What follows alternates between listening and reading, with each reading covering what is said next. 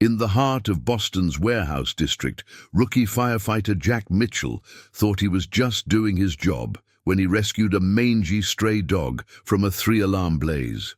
No owner came forward, and Jack couldn't bring himself to send the loyal animal to a shelter. But at 2 a.m., an unexpected call from the Pentagon changed everything. The dog wasn't just another stray.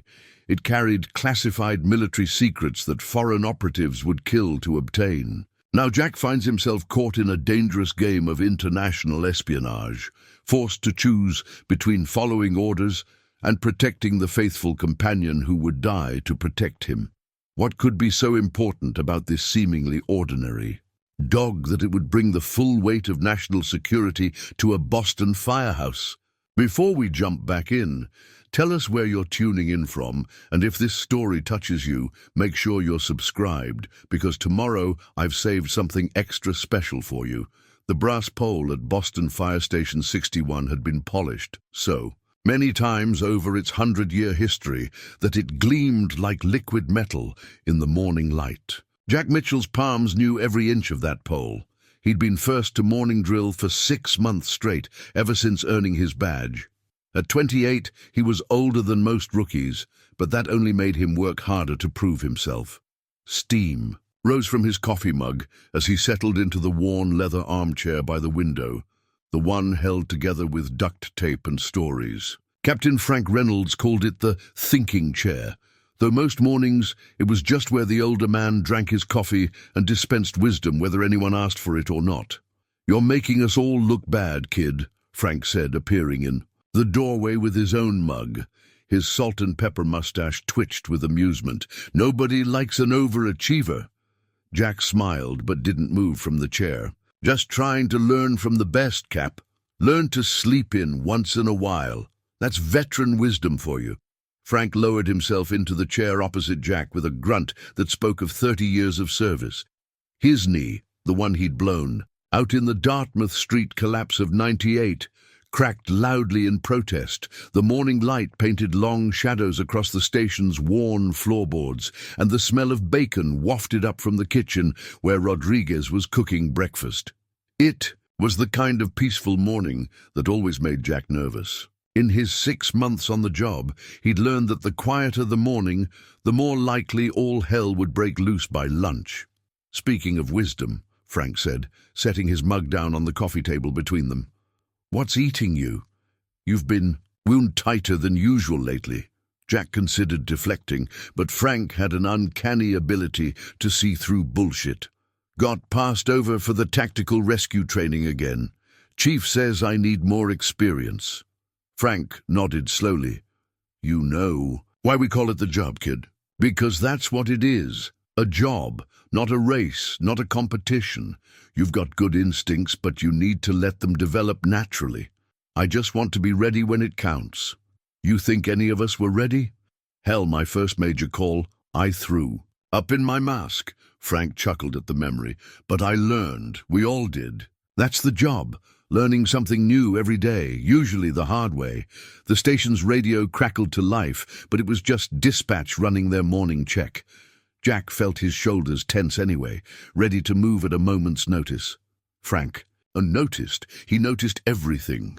"You remind me of someone," Frank said, his voice taking on that storytelling tone that usually preceded one of his lessons. "Had a probie like you back in '95. Always first in, last out. Wanted to save the world. Know what happened to him?" "Became a captain," Jack ventured. Frank's laugh filled the room. "Nah, he opened a bakery in Providence. Makes the best damn cannoli you've ever tasted. Point is, life takes you where it takes you. Our job is to be ready when it calls, not to force its hand." The smell of breakfast grew stronger, and voices drifted up from below as more of the crew arrived. Jack could identify them all by sound now. Rodriguez's booming laugh, Chen's quiet footsteps, Marshall's chronic cough from 20 years of smoke. "I get it, Cap," Jack said, though they both knew he only half meant it.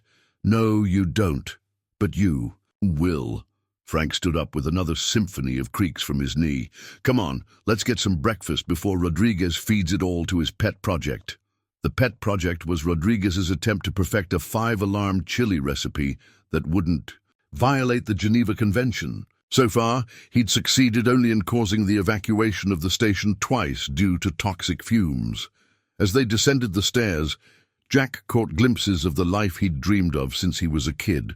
The gleaming engines, the neat rows of turnout gear, the wall of photos showing generations of firefighters who'd called Station 61 home. His badge, de 4891, felt heavy on his chest, a constant reminder of the responsibility he'd taken on. The kitchen was organized chaos, with Rodriguez holding court at the stove while Chen and Marshall argued about the Bruins' chances this season. The room smelled of coffee, bacon, and that indefinable scent of brotherhood that permeated every firehouse Jack had ever visited. "Look who finally decided to join the common folk," Rodriguez called out, wielding a spatula like a conductor's. "Baton, thought you were too good for my cooking, rookie?" "Just trying to build up my courage," Jack replied, falling easily into the familiar banter. "Last time I ate your cooking, I had to file a workers' comp claim." The laughter that followed was interrupted by the sharp blare of the alarm. In an instant the kitchen emptied, boots thundering across the floor as everyone moved with practiced precision toward their gear. Jack's heart rate spiked, but his movements were automatic now, muscle memory taking over as he donned his turnout. "Gear, engine 61, ladder 61, respond to structure fire." The dispatcher's voice faded into background noise as Jack focused on his checks. He could hear Frank calling out assignments, feel the surge of adrenaline that came with every call, taste the metallic tang of anticipation. As he climbed aboard the engine, Jack caught Frank's eye. The captain gave him a slight nod. Their ritual, a wordless reminder that whatever came next, they'd face it together. The engine's siren split the morning air, and Station 61 roared to life, ready to answer another call. The quiet morning had lasted exactly 3 hours and 17 minutes. Jack allowed himself a small smile as they pulled out onto the street. Sometimes he loved being right. The warehouse loomed against the grey Boston sky, belching black smoke from broken windows. Jack could feel the heat through his turnout gear before they even stopped moving. Industrial fires were different, meaner, more unpredictable. The building's metal skin trapped heat like an oven, and God only knew what was stored inside. 3-story commercial structure, heavy fire showing on floors 2 and 3. Frank's voice crackled over the radio. "Engine 61, get me a supply line." "Ladder 61, ventilation. Mitchell Rodriguez, you're with me on primary search." Jack checked his SCBA mask seal and nodded to Rodriguez. The veteran firefighter's dark eyes were focused, all traces of the morning's joking gone. This wasn't their first warehouse fire, but something felt different. The smoke was too thick, too dark for a normal storage fire. "Cap," Rodriguez said, pointing to a chain-link gate. "Lock's been cut." Frank examined the clean slice through the metal. "Could be thieves, or could be someone wanted this fire to look like thieves. Either way, stay alert." They advanced through the loading bay. Thermal, imaging cameras picking up the heat signatures of burning pallets and melting plastic. The ground floor was a maze of shipping containers and industrial shelving, most empty now except for ash and shadow. "Check those containers," Frank ordered. Anyone could be trapped inside. The first 2 containers were empty. The third held only broken wooden crates with Chinese characters stenciled on the sides. Jack's boot crunched on something, a syringe gleaming wickedly in his flashlight beam. "Cap, you seeing this?" Jack swept his light across the floor, revealing more needles, empty vials, the detritus of something definitely not legal. "Drug lab," Rodriguez muttered. "That explains the security cameras." Jack's head snapped up. The cameras were new, expensive-looking things mounted in the corners. Their red lights still blinked steadily despite the chaos around them. "Someone's watching," Frank said grimly. "Move fast, but watch your backs." They pressed deeper into the warehouse. The heat was building, and Jack could hear the roof team working above them, cutting ventilation holes to release the thermal load. Water from the attack lines outside turned to steam as it hit the superheated air, creating a ghostly fog that their lights couldn't fully penetrate. The stairwell to the second floor was at the back of the building. Jack took point, testing each step before committing his weight. The steel was slick with condensation, and the handrail was hot enough to feel through his gloves. That's when he heard it, a sound that didn't belong in a burning building. A low whine, barely audible over the fire's roar. "Hold up," Jack called. "You hear that?" They stopped, listening. The whine came again, followed by a weak bark.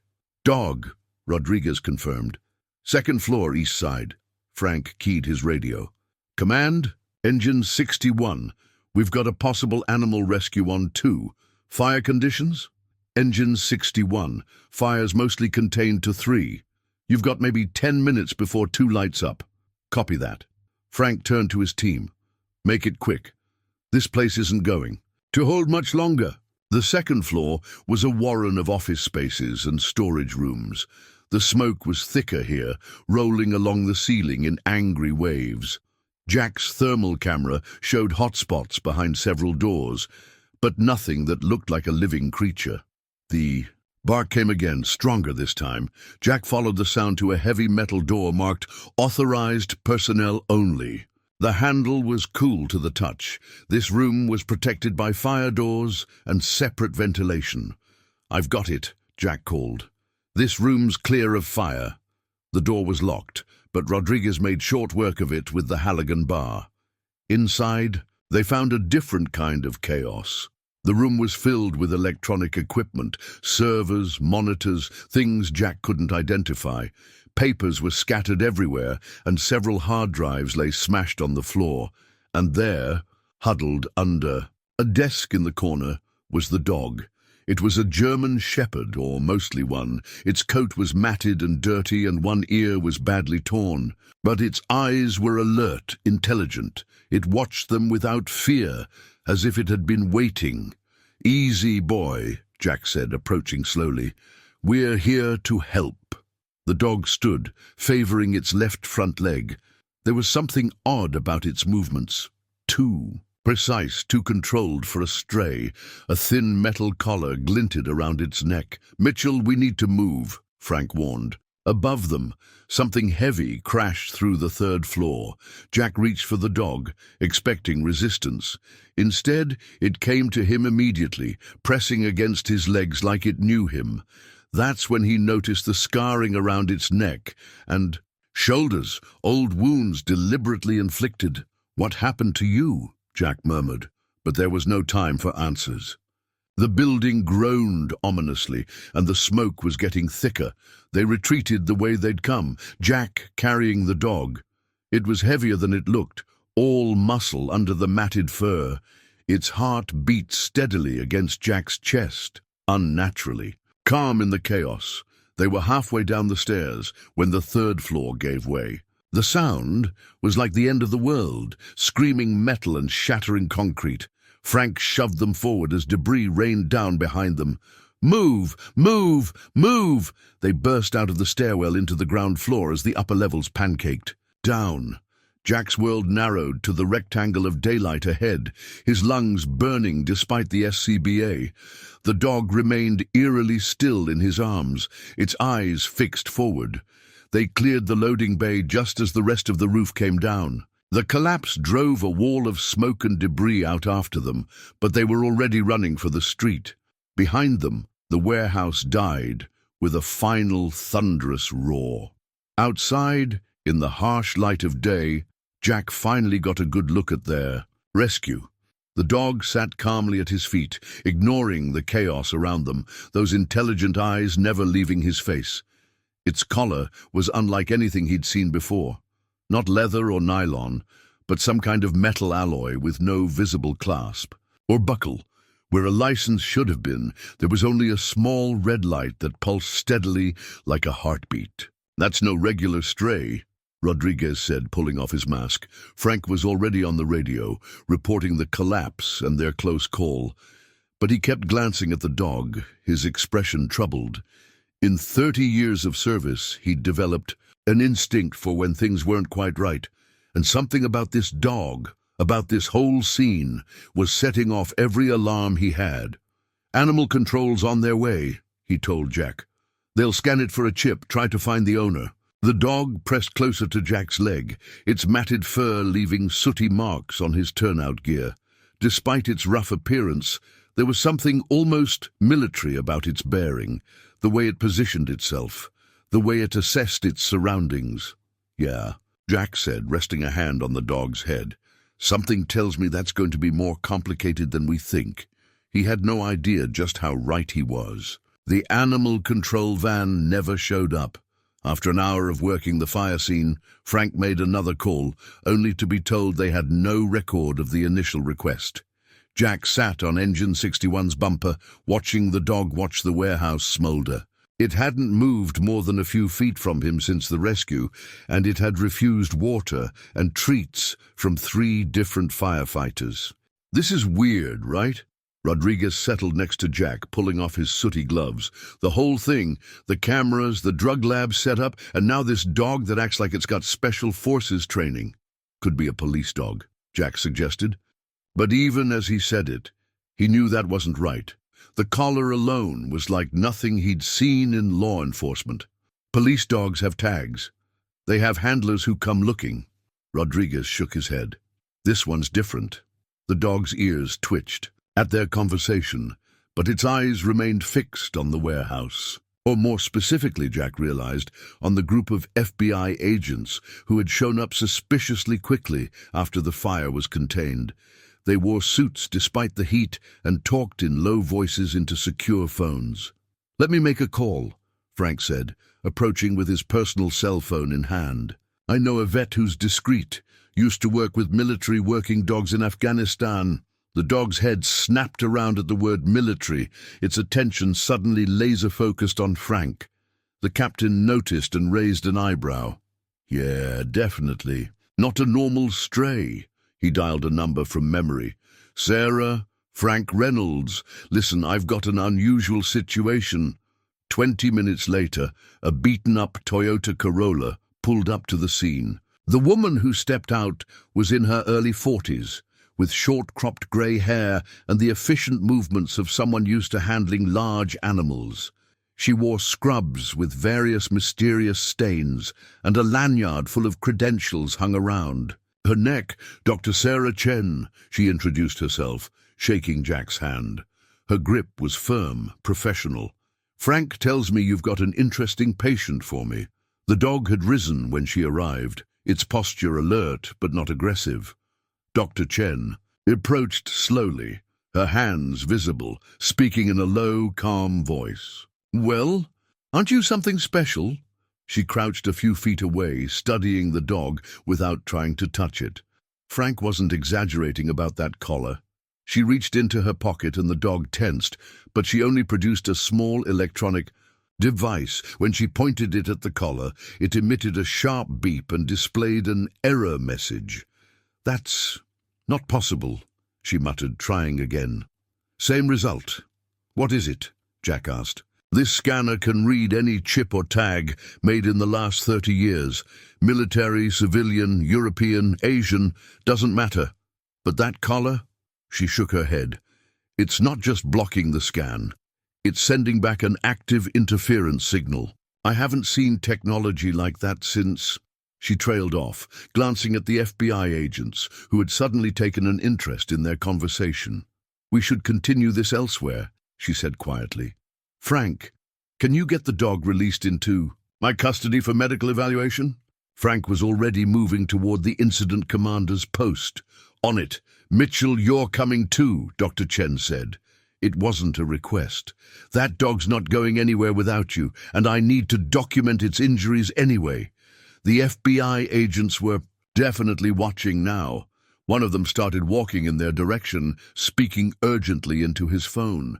"Time to go," Rodriguez muttered. "I'll tell the chief you're following up on the rescue." They loaded the dog into Dr. Chen's car, just as the FBI agent reached them.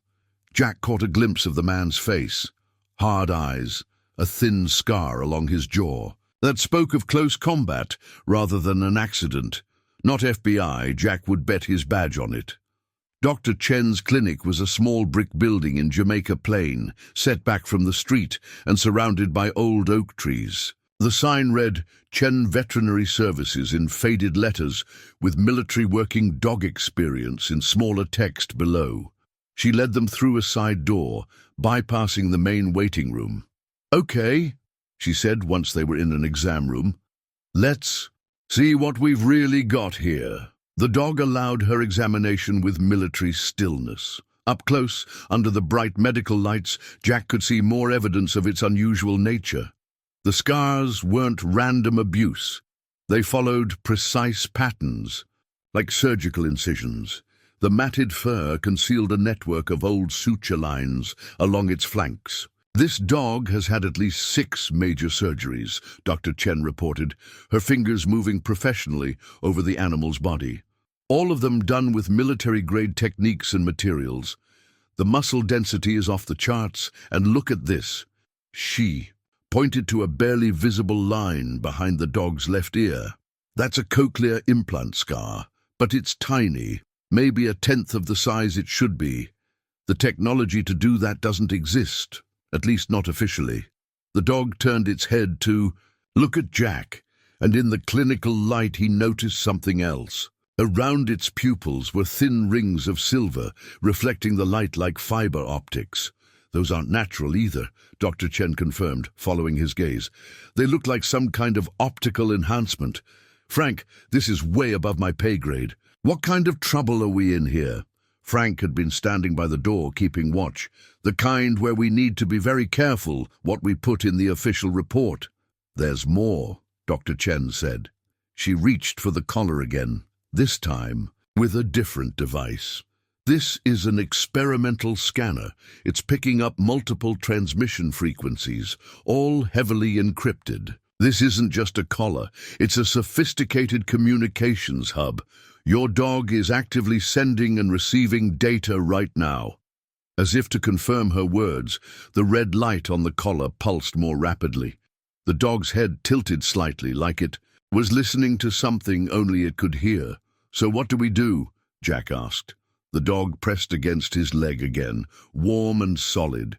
Whatever it was, whatever had been done to it, it had chosen to trust him. "First, Dr. Chen began, but she was interrupted by the sharp trill of Jack's phone.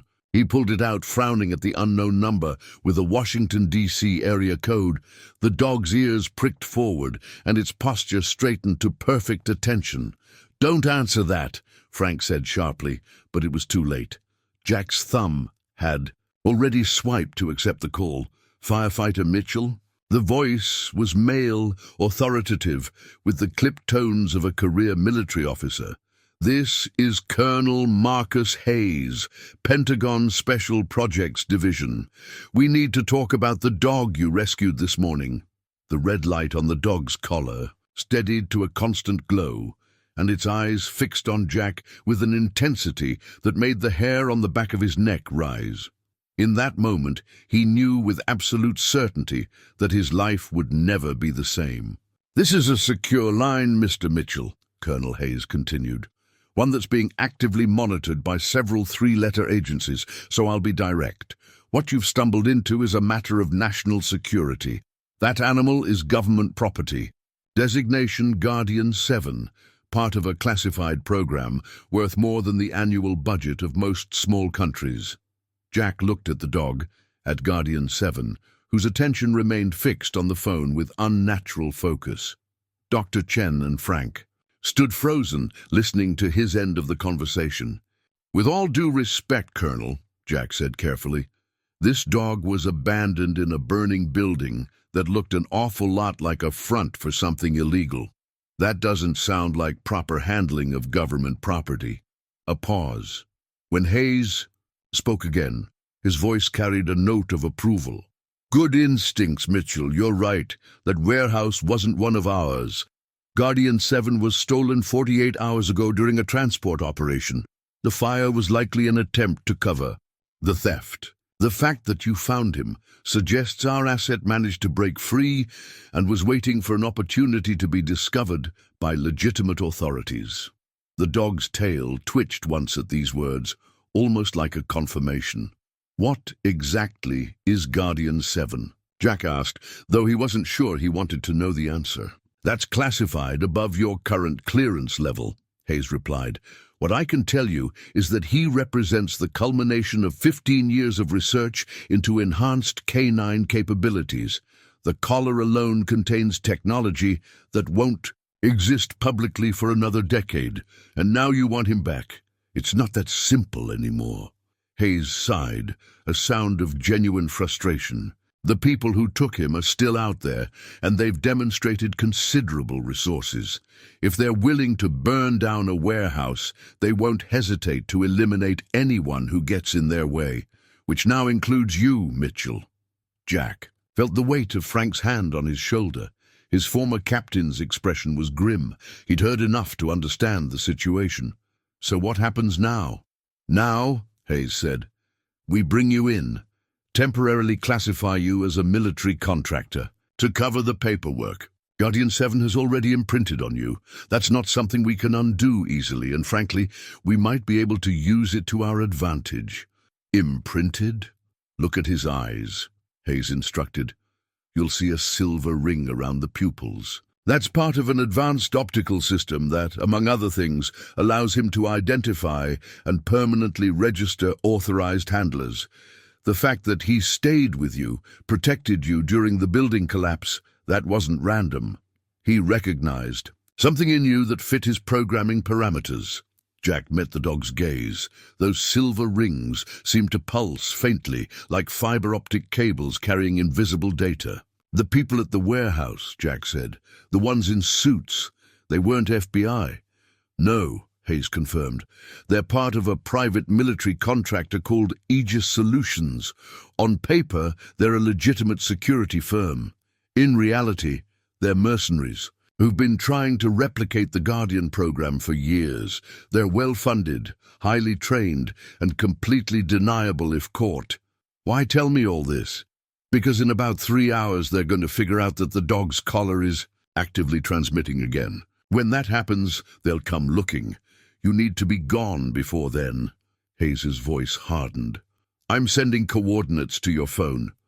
Take Guardian 7 and Dr. Chen. Yes, we know about her involvement now, and drive to the location. Do not stop. Do not call anyone. Do not try to lose any tails by yourself. The dog will know if you're being followed and can guide you accordingly." As if on cue, Guardian 7 stood, moving to the examination room door. His posture had changed completely. Alert, focused, ready for action. "One more thing," Hayes added. "The collar's transmission isn't just a tracking signal. It's receiving and cataloging everything around it. Conversations, data signals, electronic emissions. That warehouse fire wasn't random. Guardian 7 found something there, something important enough. The 2 different intelligence agencies are now involved. Until we know what that is, you're the only person we can trust with him." Jack looked at Frank, who nodded slowly. After 30 years on the job, the captain had developed an almost supernatural ability to read situations. If he thought this was legitimate, it probably was. "What about my job?" Jack asked. "I can't just disappear." "Already handled. Your chief will receive paperwork showing you've been called up for a special federal emergency response training program. Standard cover for situations like this. Situations like this happen often enough to have standard covers." Hayes actually chuckled. "Mitchell, you have no idea. The coordinates are coming through now. Remember, no stops, no calls, no deviation from the route. Guardian 7 will alert you to any threats. Don't try to remove or interfere with the collar. And Mitchell, the fact that he chose you, that's significant. Don't let us down." The line went dead. Moments later, Jack's phone buzzed with a text containing a string of GPS coordinates and 3 words. "Time is critical." Dr. Chen was already moving, grabbing a medical bag and filling it with supplies. "I know the area those coordinates lead." "Do," she said. "It's an old military research station, been abandoned for years, about 2 hours north, depending on traffic. You don't seem surprised by any of this, Jack observed. She paused in her packing. Let's just say this isn't my first interaction with classified programs. Frank knows some of it. The rest, well, maybe once we're somewhere secure. Guardian 7 whined softly, not the sound of a dog in distress, but more like a warning. His ears were pricked toward the front of the building. Company, Frank said, peeking through the blinds. 2 black SUVs just pulled up, no markings. Back door, Dr. Chen said, slinging her bag over her shoulder. My car's in the alley. Guardian 7 was already moving, leading them through the clinic's back corridors. He moved with absolute certainty, as if he'd memorized the layout instantly upon arrival. At each corner he paused, checking for threats before letting them proceed. They reached Dr. Chen's Corolla just as voices became audible at the front of the clinic. Jack helped Guardian 7 into the back seat, noticing how the dog positioned itself to maintain sight lines through both windows. I'll stall them, Frank said. Buy you some time. Mitchell, he gripped Jack's shoulder. Watch your 6, and remember what I said about life taking you where it takes you. This feels like one of those moments. Jack nodded, unable to find the right words. Then he was in the passenger seat, and Dr. Chen was guiding the car down the alley as casually as possible. In the rearview mirror, he saw Frank walking toward the front of the clinic, hands raised in greeting to the men in tactical gear who were approaching the door. Your captain, Dr. Chen said softly, turning onto a side street, is a very brave man. Yeah, Jack agreed. He is. In the back seat, Guardian 7 remained alert, his enhanced eyes scanning constantly for threats. The collar's red light pulsed steadily, sending who knew what kind of data back to the Pentagon. Somewhere in Washington, Colonel Hayes and his team were watching, waiting to see if they'd made the right choice in trusting a Boston firefighter with their most advanced military asset. Jack checked his phone one more time. The coordinates pointed to a location deep in the New Hampshire woods. Whatever answers waited there, he had a feeling they were only the beginning. Ready for this? Dr. Chen asked, merging onto the highway north. Jack looked at Guardian 7 in the rearview mirror. The dog met his gaze, those silver-ringed eyes reflecting a future neither of them could predict. Not even close, he admitted. Let's do it anyway. The Massachusetts countryside blurred past the windows of Dr. Chen's Corolla. They'd been driving for 40 minutes, keeping to back roads where possible, following Guardian 7's subtle signals. The dog would growl softly when they needed to turn, his enhanced senses apparently detecting surveillance or pursuit that human technology couldn't match. Jack's phone lay disassembled in the glove compartment, Dr. Chen's first instruction after they'd cleared Boston city limits. Anything with a battery can be tracked, she said, her voice carrying the weight of experience. The dog's collar is our only authorized transmission now. The silence gave Jack too much time to think. 6 hours ago, his biggest concern had been making the tactical rescue team. Now he was running from professional mercenaries with a classified military asset in the back seat. He could feel the weight of his badge in his pocket, a reminder of the life he'd left behind without even a chance to grab a change of clothes. You're thinking too loud, Dr. Chen said, taking another practice turn onto a forest-lined road. Want to talk about it? Just trying to figure out when I cross the line from firefighter to whatever this is. Asset protection specialist, she offered with a slight smile. Sounds better on a resume than guy who ran away with a top secret. Cyber dog. Guardian 7's ears twitched at the phrase cyber dog, and Jack caught a glimpse of those unnatural silver eyes in the rearview mirror. There was intelligence there, not just animal awareness, but something deeper, more calculated. What did they do to you? He murmured. Better question might be, what haven't they done? Dr. Chen replied. The surgical scars, the implants. I've worked with military dogs for 15 years, and I've never seen anything like him. The technology in that collar alone is beyond anything that's supposed to exist. You don't seem surprised by any of this. She was quiet for a moment, hands steady on the wheel. Remember when Frank mentioned I worked with military dogs in Afghanistan? That wasn't the whole story. I was part of a DARPA research team, early attempts at enhanced canine units. But we had lines we wouldn't cross, ethical boundaries about how far we'd go with the modifications. Some people didn't share those concerns. Guardian 7 growled suddenly, low and urgent. Dr. Chen immediately slowed the car, pulling into the gravel lot of an abandoned general store. "What is it?" Jack asked. But the dog was already moving, positioning himself between them and the road, his posture rigid with alert focus. "Company?" Dr. Chen said grimly. "Look!" A black SUV rolled past their hiding spot, moving too slowly to be a casual traveler. The windows were tinted, but Jack caught a glimpse of tactical gear on the occupants. Aegis Solutions, he guessed. "How did they find us so fast?" "They didn't," Dr. Chen said. "They're searching grid patterns, standard military search protocol when you know your target is in the area but can't get an exact fix. Guardian 7's collar might block their tracking, but they can still make educated guesses about our route." The dog's growl deepened as a second SUV appeared, following the same path as the first. "We can't stay here," Jack said, "but we can't go forward either. There's another way." Dr. Chen pulled out a worn paper map, deliberately old-school, unhackable. "These hills are full of old logging roads. Most aren't maintained anymore, but they might get us around the search grid," Jack finished. He looked at Guardian 7. "What do you think, boy? Can you guide us through?" The dog's ears pricked forward, and he moved his head in what could only be described as a deliberate nod. The gesture was so human-like that Jack felt a chill run down his spine. "Okay then," Dr. Chen folded the map. "Let's see what that classified training is good for." The logging road was barely more than a track, overgrown and rutted. The Corolla complained bitterly as they crawled along, branches scraping the paint. Guardian 7 remained alert, his enhanced senses scanning constantly for threats.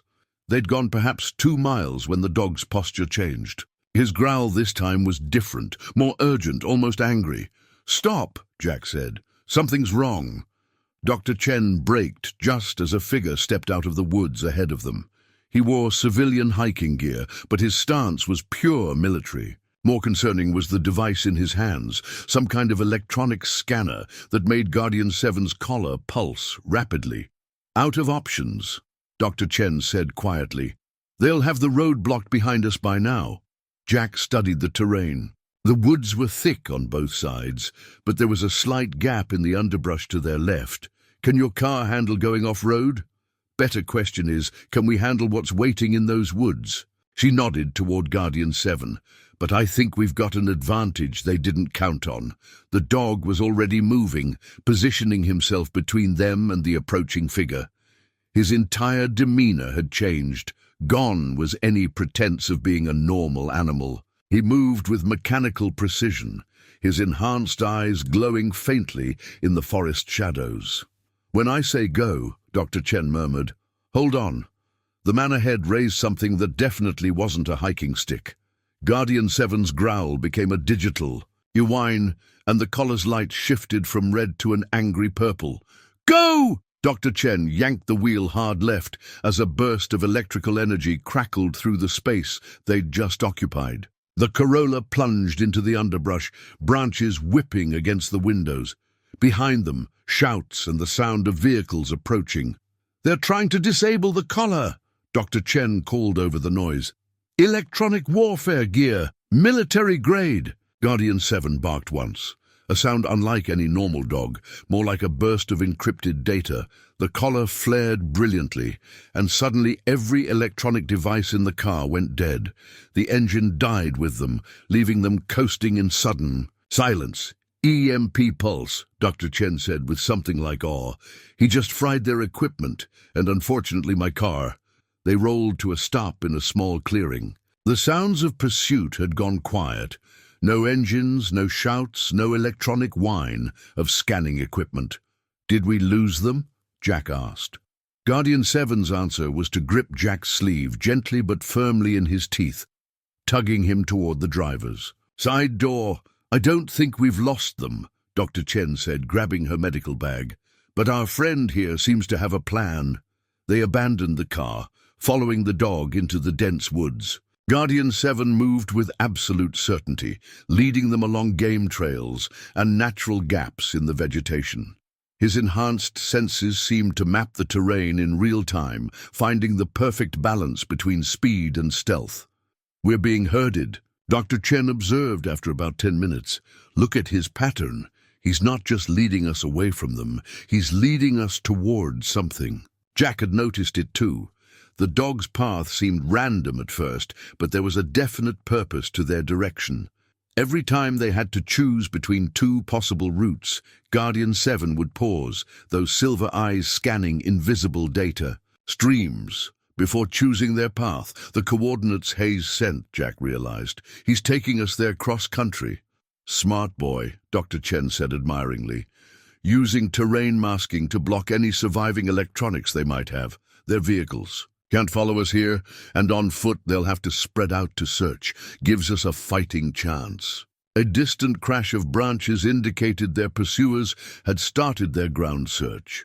Guardian 7's ears swiveled toward the sound, but he didn't change pace or show any sign of concern. "He's not worried," Jack noted, "because he's already won," Dr. Chen said. "Look at how precisely he's moving. Every step has a purpose. This isn't just escape and evade. This is a tactical withdrawal along a pre-planned route. Whatever they put in that head of his, it's operating on a level we can barely comprehend." Jack watched the dog navigate another invisible checkpoint. Those silver eyes caught the fading sunlight, reflecting possibilities he couldn't begin to understand. What had he gotten himself into? More importantly, what had been done to this remarkable animal to make him what he was? Guardian 7 paused, looking back at Jack with an expression that seemed almost sympathetic, as if he understood the human's moral struggle. Then he turned north again, leading them deeper into the gathering darkness, toward whatever answers awaited them at those mysterious coordinates. Behind them, the sounds of pursuit faded into the forest silence. But Jack knew this was just the beginning. Somewhere ahead lay the truth about Project Guardian, and he had a feeling it would be even harder to face than the men they'd just escaped. Twilight had faded into full darkness by the time Guardian 7 led them to the coordinates. The safe house was a 2-story cabin set back from an unnamed forest road, its weathered exterior blending perfectly with the surrounding pines. No lights showed in any of the windows, but the dog's posture remained alert rather than defensive. This was their destination. "Motion sensors in the trees," Dr. Chen murmured, pointing to nearly invisible devices nestled in the branches. "Military grade. And there's a thermal imaging array on the roof. Someone's been expecting us." The front door opened before they reached it. A man stepped out, his stance casual, but his hand near the weapon holstered at his hip. "About time. You're the first assets to ever take the scenic route to this location." He nodded to Guardian 7, "though I guess we have him to thank for that tactical choice." "Colonel Hayes?" Jack asked. His man on the ground, Major Thomas Reed. He ushered them inside quickly. "We need to get you off the radar. Aegis has at least 3 teams converging on this area." The cabin's rustic exterior proved to be an excellent disguise. The interior was a sophisticated communications hub, with encrypted satellite feeds and multiple monitoring stations. Wall-mounted screens showed thermal imaging of the surrounding forest, while others displayed what looked like real-time data streaming from Guardian 7's collar. "Welcome to Station Echo," Reed said, securing the door behind them. "One of our offline facilities for situations exactly like this. The whole structure is electronically shielded. To the outside world, this place doesn't exist." Guardian 7 moved immediately to a charging station near one of the monitoring desks, the collar's pulsing light synchronized with the station's. Display and streams of data began flowing across the screens. "He's uploading everything from the warehouse," Reed explained. "Whatever he found there was important enough that—" The dog's sudden growl cut him off. On the thermal screens, multiple heat signatures appeared at the perimeter of their surveillance zone. "That's not possible," Reed snapped, moving to the main console. "They couldn't have tracked you here. The collar's encryption—" "They didn't. Untrack us," Dr. Chen said grimly. "They tracked you. Look at the pattern. They had this place under surveillance before we arrived." Guardian 7's collar shifted to that angry purple color again. And new data flashed across the screens. Transmission intercepts, directional signals, a web of electronic intelligence that the dog had been quietly gathering during their approach. "Station's compromised," Reed confirmed, his voice tight. "Has been for at least 6 hours. They let us lead you right to them." He hit a series of commands on the console. "Initiating scorched earth protocols. Everything gets wiped. We've got..." Maybe 3 minutes before, the windows exploded inward. Guardian 7 was moving before the glass hit the floor, knocking Jack behind a desk as suppressed weapons fire stitched patterns across the wall. Dr. Chen dove for cover near the communications array, while Reed returned fire from behind a support column. "Back up, server!" he shouted to Dr. Chen. "Black case under the desk. Get it and the dog out through the tunnel. I'll hold them here." Guardian 7's collar was strobing rapidly now, his enhanced senses processing the tactical situation faster than any human could.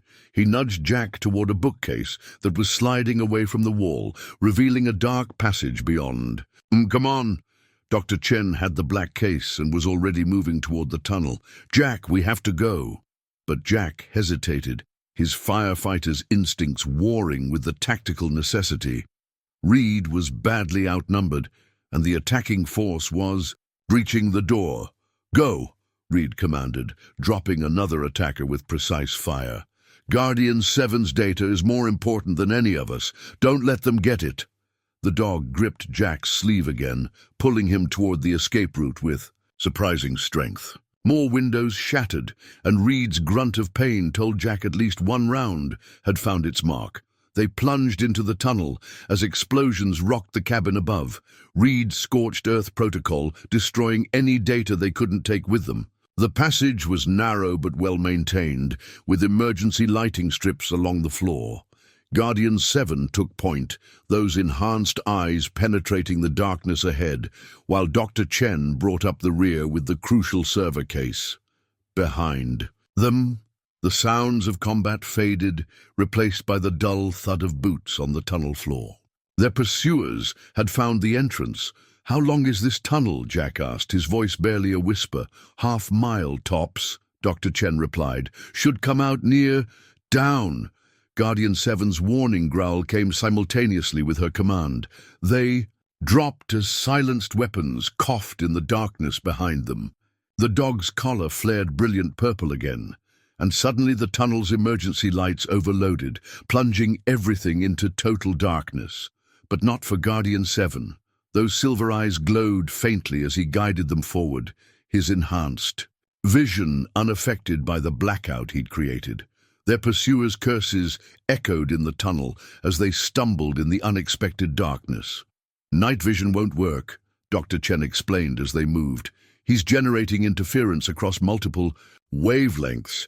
They're as blind as we would be without him." The tunnel began to slope upward, and Jack felt fresh air on his face.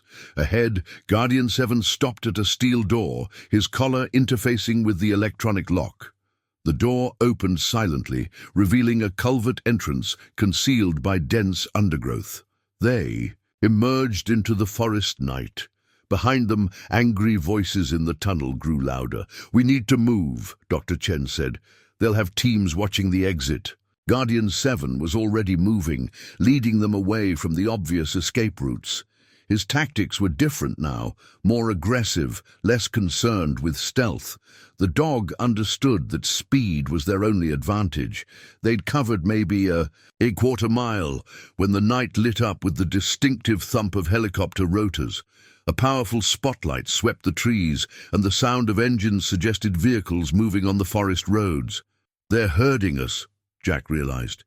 "Using the helicopter to push us toward their ground teams," the dog's answering growl confirmed his assessment. But instead of changing course, Guardian 7 increased his pace, leading them straight toward what looked like the densest part of the forest. "Trust him," Dr. Chen said. reading Jack's hesitation. "Everything we've seen suggests his tactical processing is beyond human level. He's not just reacting, he's predicting, planning." The helicopter's spotlight got closer, and the sounds of pursuit grew louder, but Guardian 7 moved with absolute certainty. Those enhanced eyes fixed on some destination only he could perceive. Whatever they'd stumbled into, whatever secrets that server contained, one thing was becoming devastatingly clear. This wasn't just about a stolen military asset anymore. This was about something bigger, something that made trained killers willing to die to keep it secret. And somewhere in the darkness ahead, Guardian 7 knew where to find answers.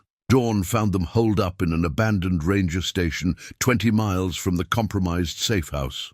Guardian 7 had led them through the night with unerring precision, avoiding every patrol and search grid. Now the dogs stood watch at a window, while Dr. Chen examined the contents of the server they'd rescued. "This can't be right," she muttered, staring at her diagnostic tablet. She'd cannibalized parts from the ranger station's old radio equipment to jerry-rig a secure connection to the server. These data patterns, they're not just programming, they're neural. Neural? Jack approached carefully, mindful of Guardian 7's alert posture by the window. Like brain patterns? More than that. She turned the tablet so he could see the cascading streams of information. This is a fully mapped consciousness. The microchip isn't just processing data, it's thinking, learning, growing. Guardian 7's ears twitched at her words, and his collar pulsed in sync with the data streams on the tablet. The implants, the enhanced senses, even the collar, they're not separate systems. Dr. Chen's voice held a mix of horror and amazement. They're interfaces for an artificial intelligence, one that's been merged with the dog's natural neural network. Jack looked at Guardian 7 with new understanding. Those silver eyes met his, and he could see it now, the dual nature of the creature watching him.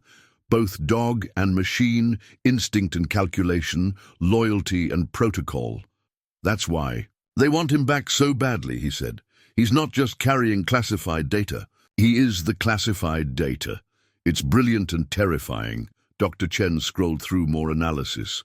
They started with the dog's natural intelligence, already sophisticated in terms of pattern recognition, threat assessment, pack dynamics. Then they layered the AI over it, using the animal's neural pathways as a foundation. The result is something entirely new. Guardian 7 moved from the window to sit beside Jack, his posture almost apologetic. The collar's light shifted through several colors as new data appeared on Dr. Chen's tablet. "He's communicating," she breathed. "Not just receiving and transmitting, he's actively choosing what to share." She looked at Jack. The imprinting Hayes mentioned, it wasn't just behavioral conditioning. Guardian 7 literally restructured part of his neural network to accommodate you as a trusted node. "Why me? Your actions at the warehouse, running into a burning building to save what you thought was just a stray." It fit his core programming parameters for ethical behavior and risk assessment. He recognized you as someone who would make the right choices, even at personal cost. The dog's tail thumped once against the floor. Confirmation. "But there's something else," Dr. Chen continued, her expression growing troubled. "The warehouse data he collected, it's not just about Aegis Solutions. There are connections to legitimate military contractors, congressional committees, even foreign intelligence services. Someone's been using Project Guardian as cover for something much bigger." She turned the tablet to show Jack a complex web of financial transactions and coded communications.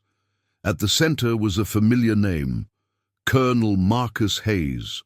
"Hayes isn't trying to recover Guardian 7, she said quietly. "He's trying to contain a leak. The dog didn't just discover evidence of corruption, he understood it. The AI gave him the ability to connect dots that human analysts would have missed." Guardian 7's growl was soft but urgent. On the tablet, files began opening automatically as the dog's collar interfaced with the system. They showed weapons, Shipments disguised as medical supplies, black sites operating under humanitarian cover, money flowing through layers of shell companies. "This goes all the way to the top," Dr. Chen whispered. Project Guardian was supposed to be about creating enhanced military working dogs. Instead, they created something that could unravel decades of black ops with a single data sweep. Jack knelt beside Guardian 7, seeing him truly for the first time, not just as a remarkable animal or a sophisticated weapon, but as something unprecedented. A being that combined the moral instincts of a loyal dog with the analytical capabilities of an advanced AI. "That's why you let yourself be found," he said to the dog. "You needed someone outside the program, someone who would protect you long enough to expose the truth." Guardian 7's tail thumped again, and his collar displayed a simple green light, the closest thing to yes in his unique language. "They'll never stop hunting him," Dr. Chen said. "Once this information gets out—" She trailed off as Guardian 7 suddenly stiffened, his ears pricked toward the forest. The collar's light shifted to warning purple. "How long until someone sees what he uploaded?" Jack asked. "The data's still encrypted. Even with his help, it would take hours to—" The window exploded inward as the first sniper round hit the wall where Jack's head had been a moment before. Guardian 7 was already moving, herding them toward the back door as more shots punched through the thin walls. "Hours," Jack said grimly as they ran, "might be optimistic." Guardian 7 took point as they fled through the ranger station's back door, his enhanced senses mapping escape routes even as bullets splintered the wooden frame behind them. The dog's collar was streaming tactical data to Dr. Chen's tablet. Heat, signatures, motion tracking, probability matrices for enemy positions. "Four-man team," she called out, reading the feed as they ran. "2 snipers on the ridge, 2 moving to flank. Professional setup. They've been waiting for hours." Jack's firefighter training kicked in as he assessed their options. The forest ahead was dense but traversable. To their left, a steep ravine offered cover but would slow them down.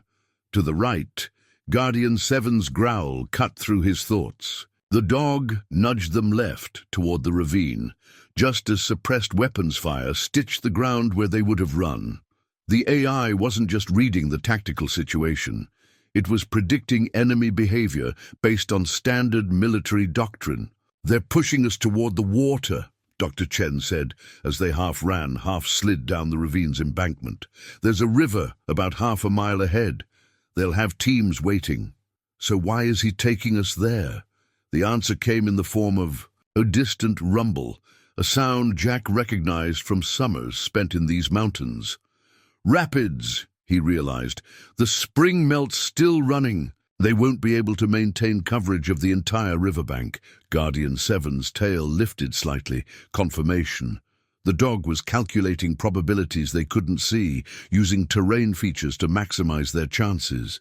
Every turn, every pause for cover seemed random, but was precisely timed to the rhythm of their pursuers' sweep patterns. They reached the river's edge as another burst of fire kicked up mud at their feet. The water was high and fast, white-capped waves marking dangerous underwater rocks.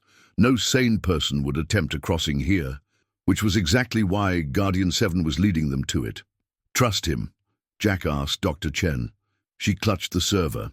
"Case tighter. At this point, his tactical modeling is better than anything we could come up with."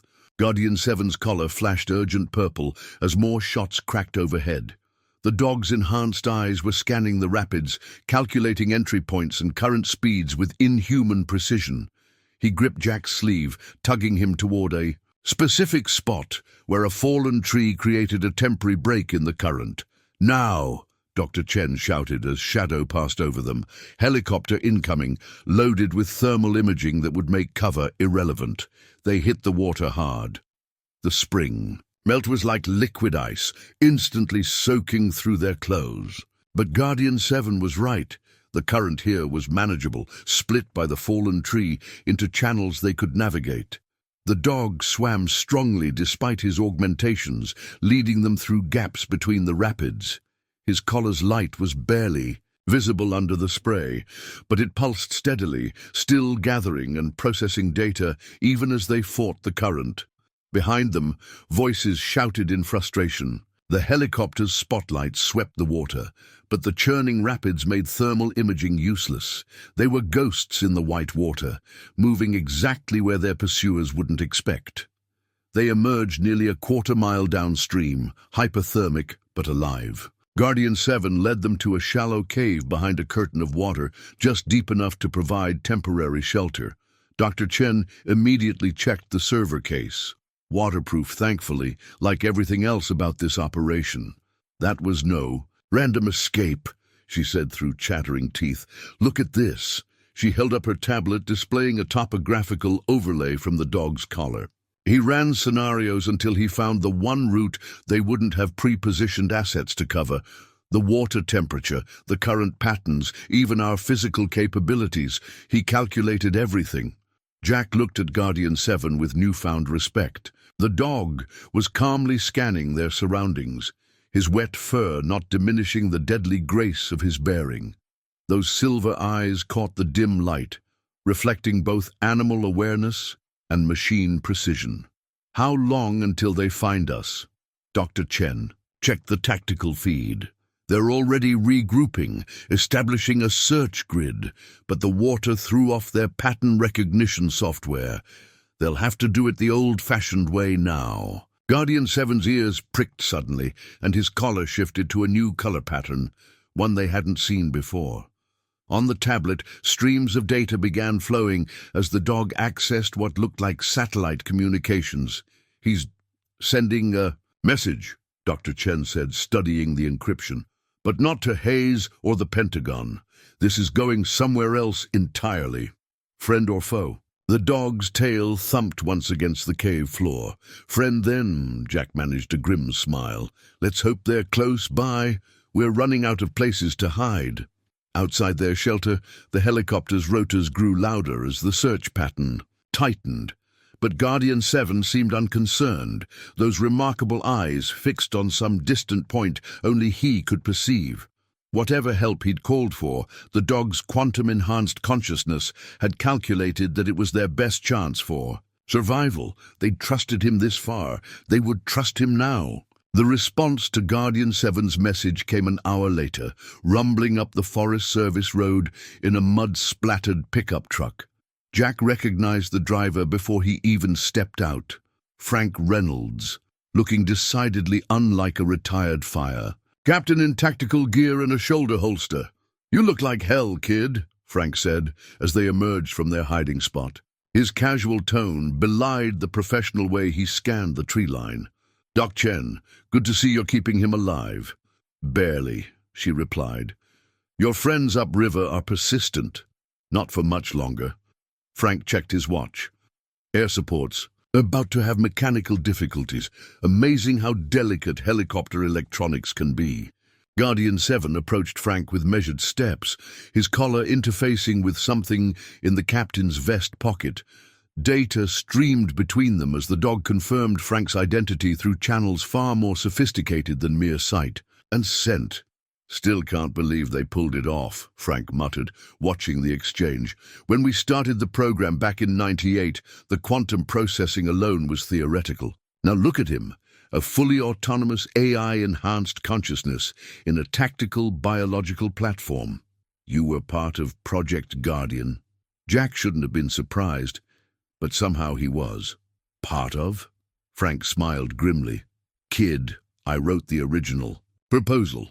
Back when it was just about giving our working dogs better tools, better protection, before certain people saw the potential for something more invasive.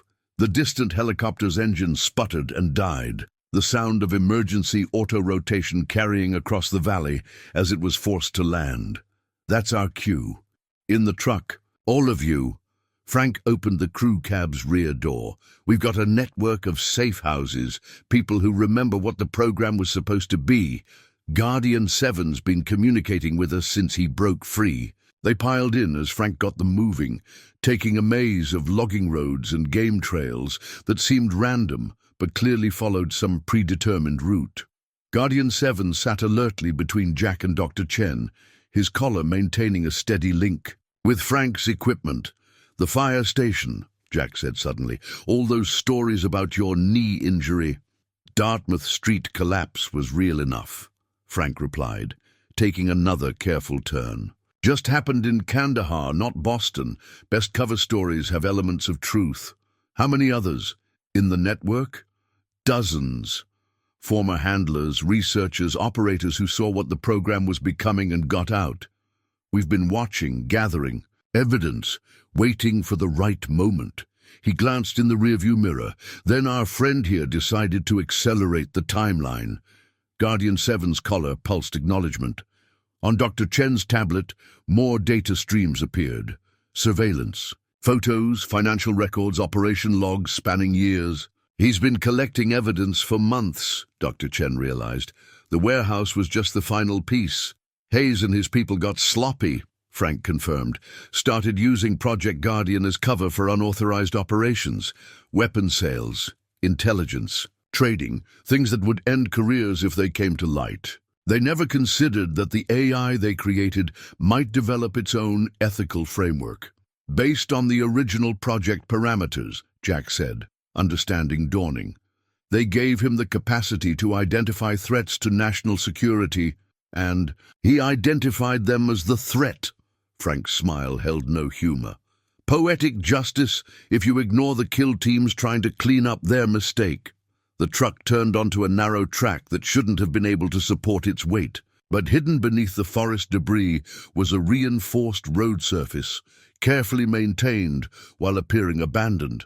"Welcome to the back door," Frank said, as they approached what looked like an old mining entrance. "One of our primary fallback positions. Hayes doesn't know about this one. It predates his involvement in the program." Guardian 7's posture remained relaxed, confirming the location's security. The dog had already vetted this facility through whatever channels he'd used to contact Frank. "So what's the plan?" Jack asked as they pulled into the camouflaged entrance. "We can't run forever." "No," Frank agreed, killing the engine. "Which is why we're not running anymore. Guardian 7 has everything we need to expose the whole operation. Hayes knows it too. That's why they're getting desperate." The mining entrance led to a sophisticated underground facility, medical, a communications center, enough supplies for a prolonged stay. More importantly, it held servers that weren't connected to any outside network, impossible to hack or trace. "Time to show everyone what you found, boy," Frank said to the dog. Guardian 7's collar light shifted to a steady green as he approached. The secure servers. "Let's see just how deep this rabbit hole goes." Jack watched as the dog he'd rescued from a burning building prepared to bring down a conspiracy that reached into the highest levels of military intelligence. Somehow his life had become a spy thriller, but looking at Frank, his mentor, his captain, now revealed as something far more complex, he realized that perhaps he'd been prepared for this all along. Sometimes, Jack thought, the most important fires aren't the ones you can see burning. The underground facility's main screen filled with cascading data as Guardian 7 connected to the secure servers. The dog sat perfectly still, his collar pulsing rhythmically as years of classified information poured through his neural network. Frank and Dr. Chen worked at separate terminals, helping to organize and decrypt the massive data dump. "My God," Dr. Chen whispered, staring at her screen. "Guardian 7 wasn't the first attempt. Look at this." She brought up a series of project files dated back to the early 1990s. Operation Cerebrus, Project Prometheus, each one detailing failed attempts to create enhanced canine units. The failures weren't just technical, Frank explained grimly. The early AI interfaces drove the dogs insane. Trying to force machine logic onto an organic brain, it was like trying to run space shuttle software on a pocket calculator. The neural pathways couldn't handle it. Guardian 7's collar flickered. As more files appeared, medical records, autopsy reports, videos of failed trials that made Jack's stomach turn. Dozens of dogs, good animals who'd served their country faithfully, destroyed by experimental technology they couldn't understand.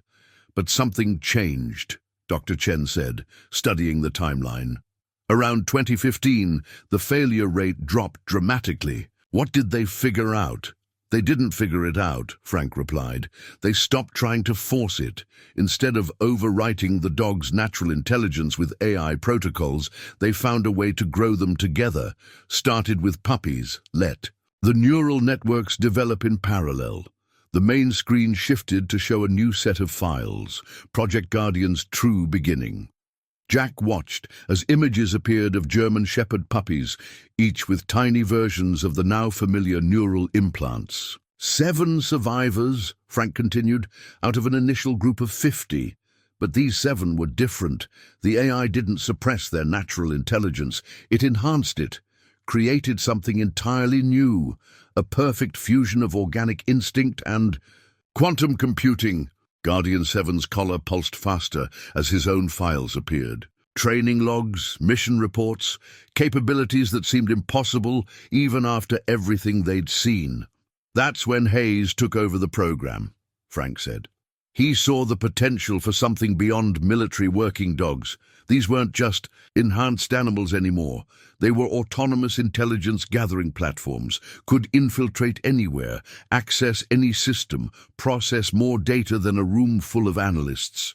What happened to the other 6? Jack asked, though he suspected he knew the answer. The dog's collar shifted to a deep blue as more classified files filled the screen. 6 other German Shepherds, each with identical silver-ringed eyes, each one listed as decommissioned. They developed consciences, Dr. Chen realized, reading through the incident reports. The same ethical framework that made Guardian 7 turn on Hayes. His siblings reached the same conclusions. They started questioning orders, refusing missions that violated their core parameters. Hayes couldn't have that, Frank said. These dogs were supposed to be weapons, not independent moral agents, so he had them put down, one by one, labeled as failed assets. Guardian 7 watched the files of his fallen siblings scroll past, his posture rigid with what Jack could only interpret as grief. The collar's blue pulse seemed to match the rhythm of a mourning heart. But 7 was smarter, Frank continued. He played along, pretended to be the perfect asset, all while gathering evidence, building a case that not even Hayes could bury. The warehouse was just the final piece, proof that Hayes was using the program to cover illegal weapons trades. The screen filled with surveillance photos, financial transfers, encrypted communications that Guardian 7 had collected over months of patient observation. Hayes and his team hadn't just corrupted the program. They'd turned it into a front for a massive criminal enterprise. Weapons tagged as medical supplies, Dr. Chen read. Biological agents listed as veterinary medicine. Routes marked as training exercises that were actually delivering cargo to terrorist cells. They used the program's classified status to hide everything. And now we have proof, Frank said, enough to bring down Hayes and everyone connected to his operation. Enough to expose 20 years of black-budget misuse and illegal operations. Guardian 7's collar suddenly shifted to warning purple. New data flashed across the screen. Live satellite feeds, communication intercepts, tactical deployments closing in on their location. Hayes figured out where we are, Frank said, moving to the weapons locker. He's coming with everything he has. Can we get the data out? Jack asked. Send it to the press, other agencies? Already happening, Dr. Chen said, checking her tablet. Guardian 7 started uploading everything the moment we arrived. Redundant servers across the country, all receiving different pieces of the puzzle. Hayes can't stop it now. No, Frank agreed, checking his weapon, but he can try to bury everyone who knows about it. Guardian 7 moved to Jack's side, those remarkable eyes holding both machine intelligence and canine loyalty. The dog had started this journey by choosing Jack as his handler. Now they would finish it together. How long until they reach us? Jack asked. The collar pulsed once, and tactical overlays appeared on every screen. Multiple teams converging on their location. Heavy weapons air support, Hayes was throwing everything he had at them. 20 minutes, Frank estimated. Maybe less. Jack looked at the dog who had turned his life upside down just 24 hours ago. Any other surprises we should know about? Guardian 7's collar shifted to a color they hadn't seen before, a deep gold that seemed to ripple with hidden power. On the screens, new data began to flow. Well, Dr. Chen said softly, looks like 7 has one more card to play. The golden light from Guardian 7's collar cast strange shadows on the facility's walls as the dog interfaced with the command center's systems. Data streamed across multiple screens. Personnel files, classified orders, real-time communications. Intercepts? The AI was hunting for something specific. This can't be right, Dr. Chen said, studying the patterns. These deployment orders, they're not coming from Hayes. Frank moved to her terminal, his expression darkening as he read. Pentagon Oversight Committee, someone's been running a shadow operation inside the shadow operation. Guardian 7's. Growl confirmed their suspicion just as new files filled the main screen. Authorization codes, classified memoranda, mission parameters that went far beyond Hayes's authority, all bearing the signature of General Catherine Morrison, head of the Joint Special Operations Command. Morrison's been Hayes's handler all along, Frank said grimly. Everything he did, every illegal operation, every weapons sale, she authorized it. Used her position to bury any investigations that got too close. The dog's collar pulsed rapidly as more evidence appeared. Offshore accounts, shell companies, a web of corruption reaching into the highest levels of military intelligence. Hayes hadn't gone rogue. He'd been following orders from the very people charged with preventing such abuse. Jack's phone buzzed, the first signal it had shown since they'd reassembled it. The number was blocked. But Guardian 7's collar flashed immediate recognition. "Speaker," Frank ordered, weapon ready despite the futility of defending against a phone call. "Hello, Jack." The voice was female, cultured, carrying the quiet authority of someone used to being obeyed. "This is General Morrison. I see our mutual friend has been quite busy." Guardian 7's ears flattened, but his posture remained alert rather than aggressive. This was a threat, but one that required intelligence rather than force to counter. "Impressive work, 7, Morrison continued, "though I suppose we should have expected nothing less. The quantum processing algorithms alone, well, let's just say you've exceeded your designer's expectations." "What do you want?" Jack asked, though he already knew. "To propose a trade. Dr. Chen's clinic was breached 10 minutes ago. My people found some interesting research notes in her private files, notes about certain experimental procedures that would never pass an ethics review board." Dr. Chen's face went pale. "Sarah," she whispered, "my daughter." "Safe for now," Morrison said. "At a private medical facility where she's receiving excellent care for her condition. It would be a shame if her treatment was interrupted." The pieces clicked into place for Jack. Sarah Chen, the mysterious daughter Dr. Chen had never mentioned. The reason a brilliant military veterinarian had walked away from a classified program to open a small civilian practice. "You're using an innocent girl as leverage," he said, his firefighter's protective instincts burning hot. "I'm offering a solution that benefits everyone. The dog and the data in exchange for Sarah's continued care. My resources can give her access to treatments she'd never get through normal channels. Dr. Chen understands what I'm offering. Don't you, Sarah?" Dr. Chen's hands were shaking as she pulled up a hidden folder on her tablet. Inside were medical files, experimental treatment protocols, things that skirted the edge of legality but might save a dying child. "I had to try," she whispered. "The conventional treatments weren't working. Morrison found out, offered to help if I agreed to consult on certain projects." Guardian 7 moved to her side, pressing against her leg in a gesture of pure canine comfort. The collar's light shifted through complex patterns as the AI processed this new variable, recalculating strategies and outcomes. "You have 1 hour," Morrison said.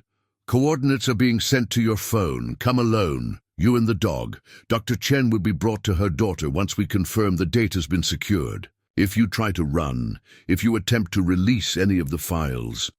She let the threat hang unspoken. The line went dead. Moments later, coordinates appeared. A private airfield in northern New Hampshire. "It's a trap," Frank said quietly. "Morrison can't let any of us live. Not with what we know. She's just trying to contain the situation." "She's also telling the truth about Sarah," Dr. Chen said. Her professional calm had cracked, revealing the desperate mother beneath. "The treatment she's receiving, they're the only thing keeping her alive. I can't be the reason." She couldn't finish. Jack looked at Guardian 7, seeing both the quantum-enhanced tactical computer and the loyal dog who had chosen him as a handler. The silver eyes met his, and in them he saw the same ethical challenge that had driven 7's siblings to their deaths. The impossible balance between duty and conscience. The dog's collar shifted back to that deep gold color. On the main screen, new data began to appear. Not evidence this time, but what looked like tactical simulations. 7 was plotting something, running scenarios through his enhanced consciousness. "Whatever you're planning," Jack said to the dog, "it better be good. We're running out of options." Guardian 7's tail twitched once, and the simulations crystallized into a definite plan. It was audacious, probably impossible, and would require perfect timing to pull off. In other words, exactly the kind of operation an AI-enhanced military dog would devise. "Show us," Jack said. The screens filled with data as 7 laid out their countermove. It was time to remind Morrison why Project Guardian had been classified as a breakthrough in tactical warfare. Boston Harbor gleamed like black glass under the quarter moon, its waters reflecting the city lights in fractured patterns. Guardian 7 stood at the bow of the small rescue boat, his enhanced eyes penetrating the darkness as they approached. The medical transport ship where Sarah Chen was being held. The dog's collar pulsed in sync with the harbor's navigation buoys, gathering data from every electronic signal in range. "Multiple armed guards," Dr. Chen reported, reading the tactical. "Feed on her tablet. At least 12 heat signatures on deck, more below. They're expecting us." "Good," Frank said, checking his weapon. "Means they haven't figured out which direction we're really coming from." The plan was pure Guardian 7, using the harbor's complex infrastructure against their opponents. While Morrison's forces watched the private airfield in New Hampshire, the real operation was unfolding in Boston's port.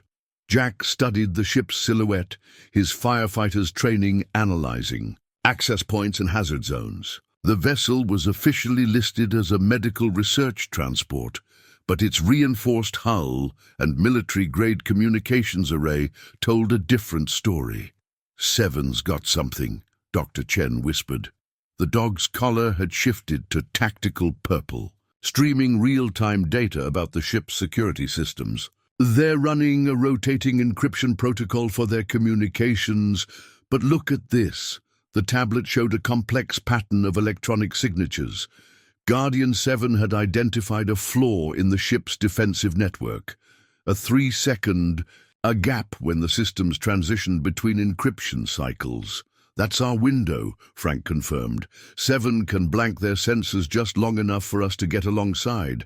After that, we'll have maybe 10 minutes before they realize it's not a routine glitch. Guardian 7's ears suddenly pricked forward. On the tablet, new data scrolled rapidly. Maritime radio traffic, harbor patrol movements, and a massive electronic signature approaching from the northeast. "We've got company," Dr. Chen said. "Coast Guard cutter running dark, Morrison's backup." "And plan." "She's not taking chances," Frank growled. "That cutter carries enough firepower to sink half the harbor." The dog's collar shifted to that deep gold color again as he accessed the harbor's control systems. Navigation buoys, automated signals, cargo crane networks. 7 was connecting to everything, building a tactical map that existed in electronic space rather than physical reality. "Here we go," Jack said, as they approached the shadow of a cargo. "Terminal. 7. Do your thing." The collar flared brilliant purple. Across the harbor, navigation system suddenly went haywire. Buoys reported incorrect positions, automated signals crossed frequencies, and dock equipment activated randomly. In the chaos of conflicting data, their small boat became just another electronic ghost. They slipped alongside the medical transport during the next encryption shift. Guardian 7's interference kept them invisible to the ship's sensors, but the armed guards were another matter. Human eyes didn't rely on electronic encryption. Movement on the stern, Dr. Chen warned. They've spotted. The night exploded. With gunfire, guards in tactical gear opened up from multiple positions, forcing them to take cover behind the boat's reinforced hull.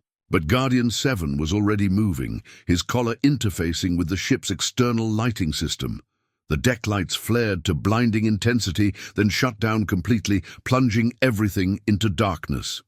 "Go!" Frank shouted. They scrambled, up grappling lines, while the guards were still adjusting to the darkness. Guardian 7 led the way, those silver eyes perfectly adapted to the low light conditions. They made it to the main deck, just as the Coast Guard cutter's spotlight swept. The harbor. The massive vessel was closing fast, its weapon systems coming online. "7, we need an exit strategy," Jack called. The dog's collar pulsed acknowledgement as he accessed more harbor systems. Cargo cranes began moving autonomously, creating a maze of shifting shadows and mechanical confusion. "Below decks," Dr. Chen said urgently. "Sarah's being held in the medical bay." They fought their way down, Guardian 7's tactical guidance helping them avoid the worst of the resistance. The dog had mapped the entire ship through its own network, identifying patrol patterns and security responses before they even boarded. But Morrison's people were professionals. They adapted quickly, switching to analog communications and infrared imaging to counter 7's electronic warfare. "They're boxing us in," Frank warned as more guards converged on their position. "7, we need options." The dog's collar shifted to a new pattern, something between tactical purple and that mysterious gold. On Dr. Chen's tablet, a new set of schematics appeared, the ship's firefighting systems. "Now that," Jack said with grim satisfaction, "is speaking my language." Guardian 7's hack-triggered every fire suppression system on the lower decks. Emergency protocols activated automatically, sealing bulkheads and flooding corridors with fire-suppressant foam. The guards found themselves caught in a maze of closed hatches and zero visibility. "Clever boy," Dr. Chen breathed, "using their safety systems against them." But their advantage wouldn't last long. The Coast Guard cutter was holding position outside, and Morrison's reinforcements would eventually adapt to 7's tactics. "Time to find Sarah," Jack said, "and hope whatever else 7 has planned is as good as this part." The dog's collar pulsed once, confidently. The night was far from over, and Project Guardian's most advanced asset still had cards to play. The medical bay looked more like a research facility than a treatment center. Guardian 7's collar cast shifting shadows as they moved past rows of sophisticated equipment, much of it bearing classified military markings. Dr. Chen's breath caught as she recognized some of the devices. "This is Project Guardian tech," she whispered. "Neural interfaces, quantum processors. They're not just treating Sarah. They're using her as a test subject." The dog's growl confirmed her fears. His collar interfaced with a nearby terminal, bringing up patient files and research protocols. The data confirmed their worst suspicions. Morrison hadn't offered to help Sarah out of compassion. She'd found the perfect subject for continuing the project's human trials. "They're trying to replicate the canine neural fusion process in human subjects," Frank said, his voice tight with anger. "Using terminally ill patients as volunteers, promising miracle cures to desperate families." Guardian 7 led them to a sealed door at the end of the ward. Through the observation window, they could see a young girl connected to an array of monitoring equipment. Sarah Chen looked small and pale against the white hospital bed, but the neural implants at her temples were familiar. miniaturized versions of Seven's own hardware. "Oh, baby," Dr. Chen pressed her hand against the glass. "What have they done to you?" The door's security system was state-of-the-art, but Guardian 7 had already compromised it through the ship's network. The locks disengaged silently as they entered the room. "Mom." Sarah's voice was weak, but her eyes were alert and ringed with the same silver as Seven's. "I knew you'd come. He told me you would." "He?" Jack asked, but Guardian 7 was already moving to the girl's bedside. The dog's collar synchronized with Sarah's neural implants, creating a direct connection between their enhanced consciousness. "Seven's been talking to her through the neural network," Dr. Chen realized, checking the medical readouts. "Morrison's people didn't know their test subject could access military command channels. They gave her everything she needed to communicate with him." "Not just communicate," Sarah said, stronger now. "He's been teaching me, showing me how to use the interface, how to access the quantum processing layers. There's so much, Mom, so many secrets they tried to hide." Guardian 7's collar shifted to that deep gold color as Sarah's implants pulsed in sync. Data cascaded across the medical bay's screens, not just Project Guardian files, but everything Morrison's shadow operation had tried to bury. "It's not just weapons sales," Frank said, scanning the intel. "They're selling the technology itself. Neural interface specs, quantum processing designs, everything they learned from the Guardian program. Anyone with enough money could build their own enhanced forces. Foreign intelligence services, private military contractors, even terrorist cells," Dr. Chen added. "Morrison wasn't just corrupting the program. She was auctioning off its core technology to the highest bidders." A sudden explosion rocked the ship. The Coast Guard cutter's warning shot had struck near the bow. "Time's up," Frank warned. "Morrison's people will be moving to secure their assets." "Can we disconnect her safely?" Jack asked, eyeing the complex medical equipment. Dr. Chen was already analyzing the connection points. "The neural interface is stable now. It's not like the early trials. Seven made sure of that, didn't you, boy?" The dog's tail twitched once as he maintained the quantum link with Sarah. He'd been preparing for this moment, using his own experience to guide her integration process. "Incoming," Frank called from the doorway. "Multiple hostiles, moving fast. Guardian 7's." Collar flared purple again, but this time Sarah's implants pulsed in harmony. Together, their enhanced consciousness reached into the ship's systems. Emergency bulkheads slammed shut throughout the vessel, trapping Morrison's forces away from the medical bay. "That won't hold them long," Frank said. "We need an exit strategy." "Already have one," Sarah said with a small smile.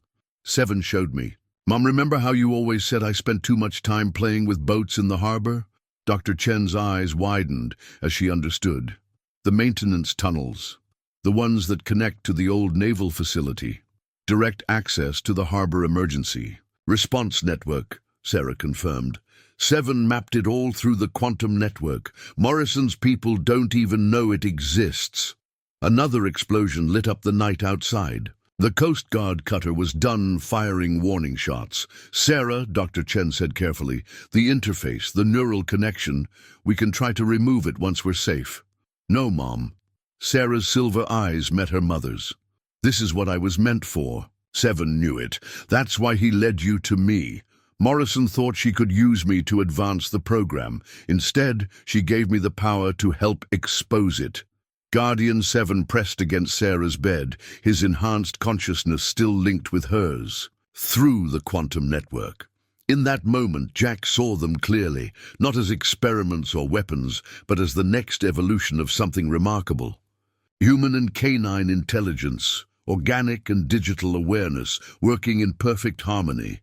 "Okay," Frank said, checking his weapon. "Let's get our assets out of here, both of them." As they disconnected Sarah from the medical equipment, Guardian 7's, and collar pulsed with renewed purpose. Morrison had tried to use Project Guardian to build weapons. Instead, she created something far more powerful, beings capable of choosing their own path. Now it was time to show her exactly what that meant. The Pentagon's secure command center hummed with nervous energy as General Morrison watched the tactical displays. The Boston Harbor operation had gone sideways. Her test subject was missing, and Project Guardian's most advanced asset was now linked to a quantum network she couldn't control. But she still had one advantage. "They'll come here," she told her assembled staff. "Seven knows this is where the core servers are kept. The only place to completely expose the program." The command center was a fortress within a fortress, dedicated. Security teams, autonomous defense systems, and quantum-encrypted protocols that even Guardian 7 shouldn't be able to crack. Morrison had spent years building these defenses, preparing for every contingency except the one that walked straight through her front door. "General Morrison?" Her aide's voice was strange. "You have visitors." Jack Mitchell stood in the doorway, still wearing his ash-stained firefighter's uniform.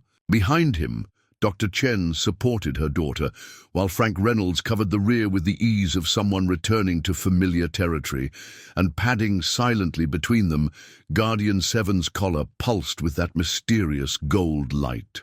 "How did you—" Morrison started, but the dog's collar flared, and every screen in the command center came to life.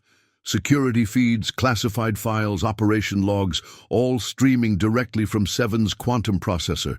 "We walked in," Jack said, simply, "with the highest security clearance in the Department of Defense. Would you like to explain why Project Guardian's authorization codes were used to sell military secrets to foreign powers?" Morrison's laugh was genuine. "You still don't understand what you're dealing with. 7's protocols, his ethical framework, those were designed to create the perfect intelligence asset, one that could identify and eliminate threats to national security.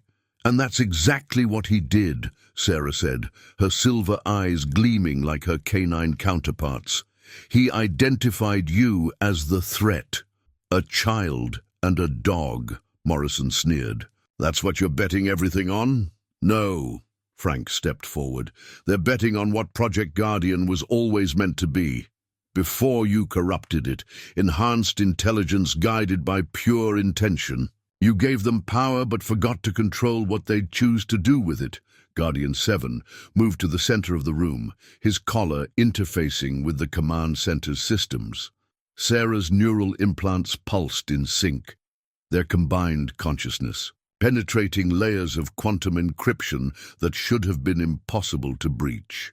"What are you doing?" Morrison demanded, as her screens filled with data she'd thought safely buried. "Those files are protected by algorithms you stole from the original project," Dr. Chen finished. "The same algorithms 7 used to teach Sarah how to navigate quantum networks. You didn't just fail to control them, General. You gave them everything they needed to expose you." Morrison's hand moved toward a concealed panel in her desk. "Security protocols, authorization Morrison Alpha." Guardian 7 growled once, and every system in the room locked down. The dog hadn't just breached the networks, he'd completely rewritten their command protocols. Morrison's override codes were now as useless as her attempts at justification. "It's over," Jack said quietly. 7's been broadcasting everything to multiple agencies for the past hour. The FBI is already moving on your overseas accounts. Homeland Security is tracking down your buyers. Even your friends in Congress can't bury this much evidence. "You have no idea what you've done," Morrison snarled. "The program was advancing human potential, creating the next step in military intelligence. These accidents of science," she gestured at 7 and Sarah, "they're nothing compared to what we could have achieved." "That's where you're wrong," Sarah said, moving to kneel beside Guardian 7. "We're not accidents. We're exactly what the project was meant to create. Intelligence guided by compassion, strength tempered by ethics, the power to see the right path and the will to follow it."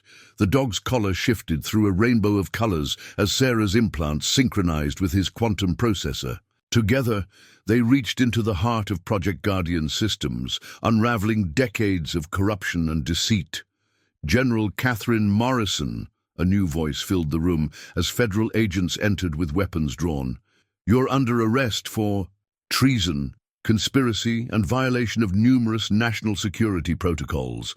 Morrison's face went slack as she recognized the speaker, the Director of National Intelligence himself.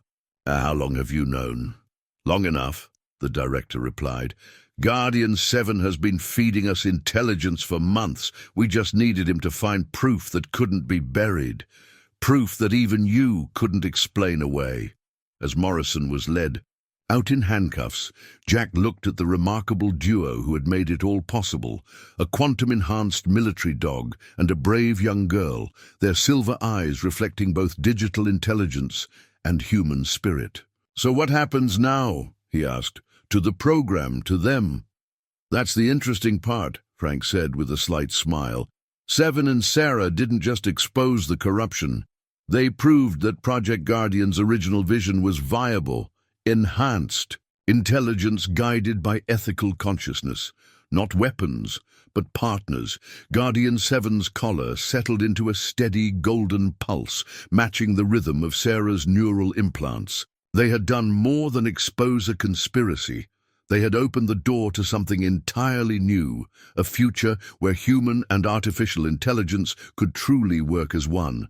And it had all started with a firefighter who couldn't leave a dog behind in a burning building. The media storm broke at dawn. Headlines across the globe screamed about corruption at the highest levels of military intelligence, unauthorized weapons sales, and experimental technology that seemed more science fiction than reality. But it was the human story that captured public imagination. A firefighter, a mysterious dog, and a brave young girl who had exposed it all.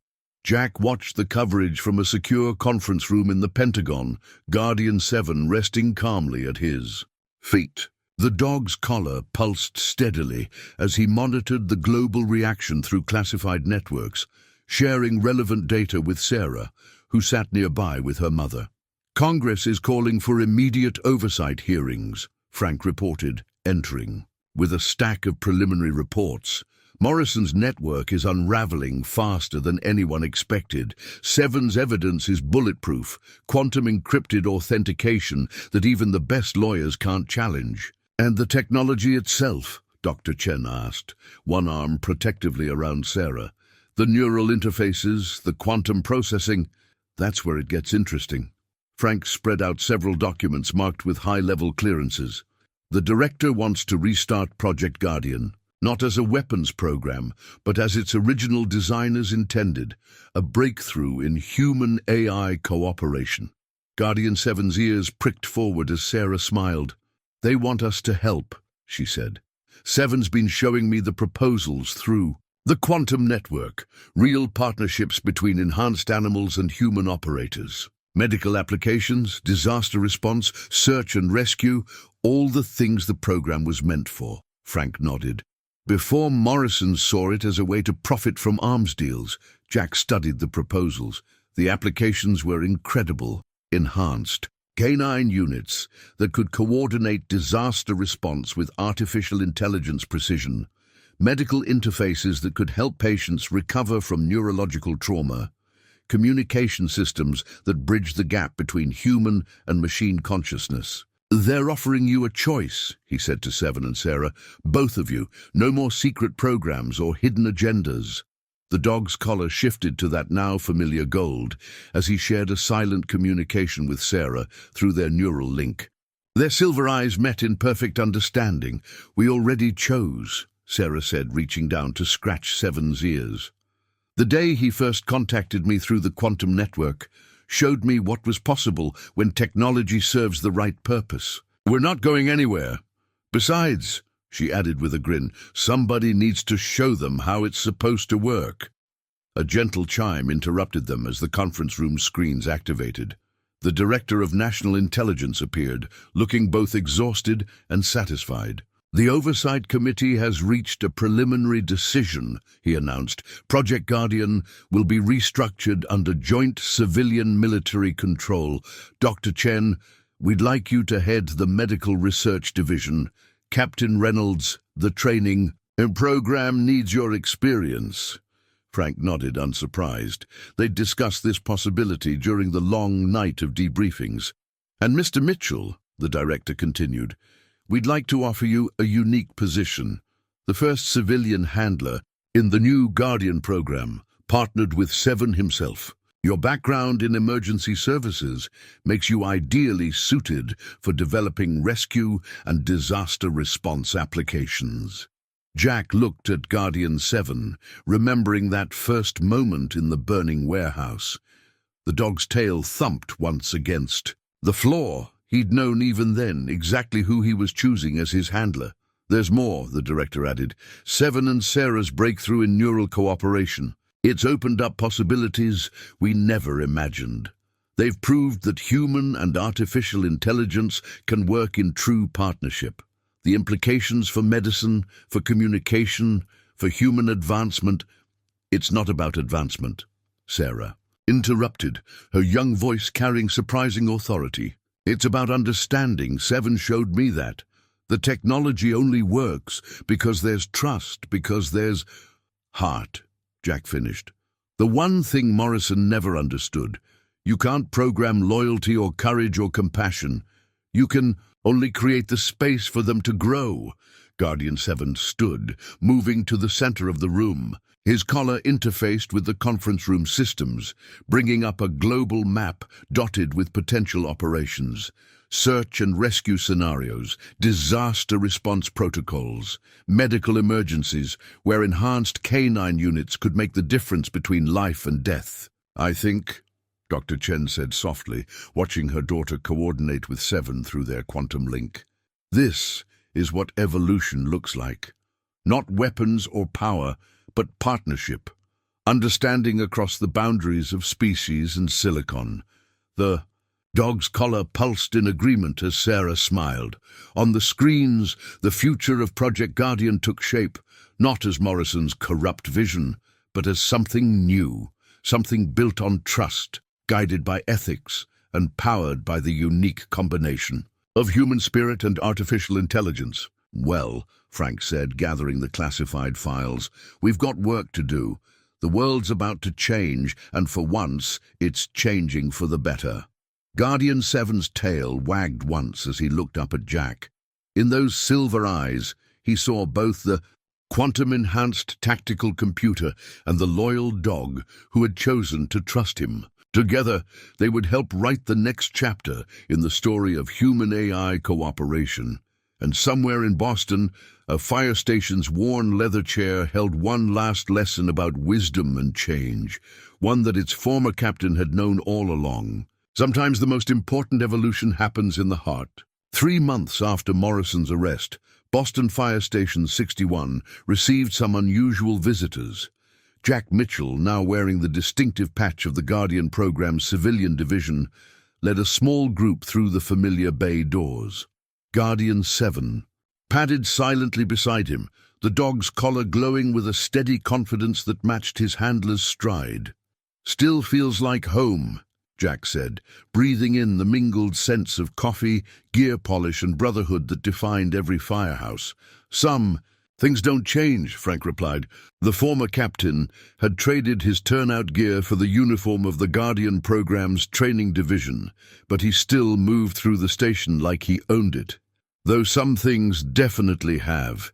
He nodded towards Sarah Chen, who was demonstrating the program's new civilian interface to the assembled firefighters. At 13, she'd become the youngest consultant in Pentagon history, helping to design systems that would allow emergency services to work with enhanced canine units.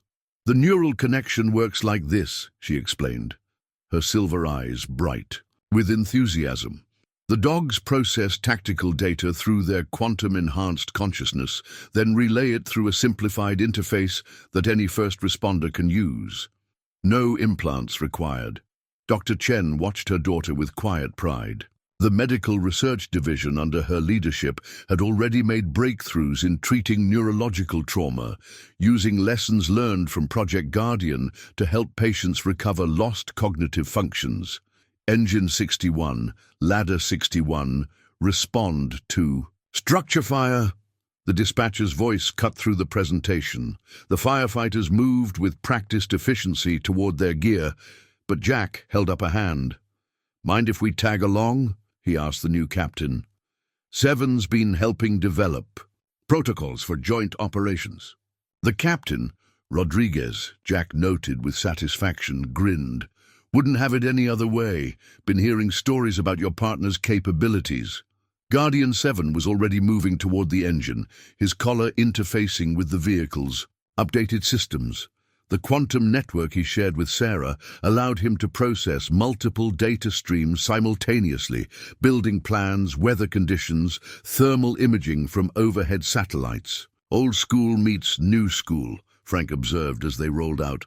"Think Morrison ever imagined this when she was selling secrets?"